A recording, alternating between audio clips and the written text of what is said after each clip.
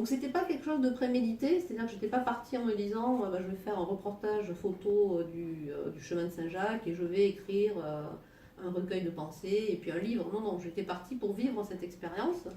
Et c'est après, en revenant en fait, que les questions qui m'ont été posées sur le chemin, qu'est-ce que le chemin, qu'est-ce que ça fait, c'est quoi cette expérience, qu'est-ce qu'on y voit, comment ça se passe. Et donc j'ai utilisé la matière dont je disposais, à savoir les photos prises tout au long du chemin et les pensées écrites en marchant. Et ça a donné donc ce recueil. Donc ce recueil, pour moi, j'ai vraiment une relation sentimentale forte avec ce recueil, parce qu'en fait, c'est ce que j'aimerais faire pratiquement pour tous les voyages que j'ai pu faire. Prendre le temps de me poser, de reprendre les photos les plus emblématiques et d'écrire à proximité de chaque photo les pensées ou les expériences que j'ai pu vivre. Voilà, donc ce recueil pour moi est important et c'est un peu l'exemple de ce que j'aimerais faire pour mes autres voyages. Donc dans ce livre, quelle est la photo la plus symbolique?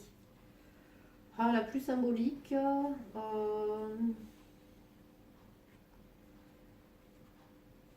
pour moi elles sont toutes symboliques en fait. Donc elles ont toutes leur importance. Alors, par exemple celle-ci qui est improbable, cette espèce de panneau où on ne lit plus rien.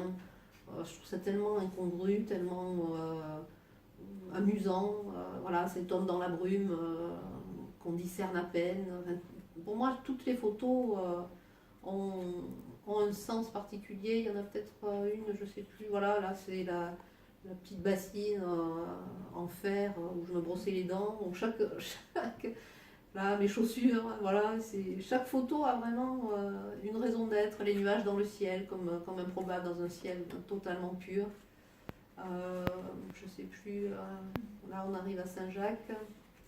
Je reprends un petit peu dans l'ordre. Les coquelicots. Alors les coquelicots m'ont accompagné tout le long du chemin.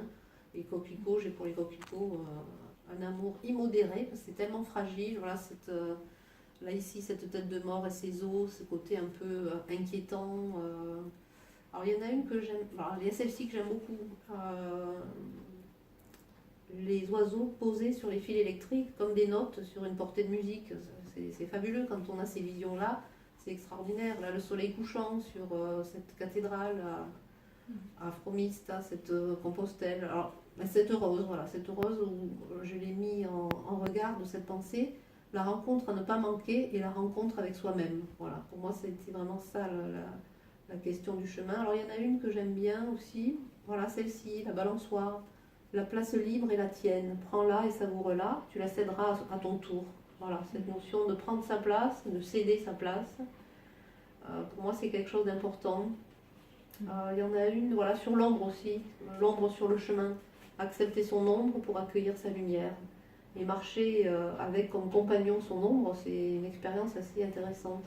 Et là, voilà, cette photo totalement incongrue d'une machine à laver habitée à l'intérieur par du lierre. Bon, voilà, c'est des photos complètement farfelues qui donnent à réfléchir et qui dérangent. Voilà, la nature qui prend le dessus sur la civilisation, sur l'électroménager, voilà.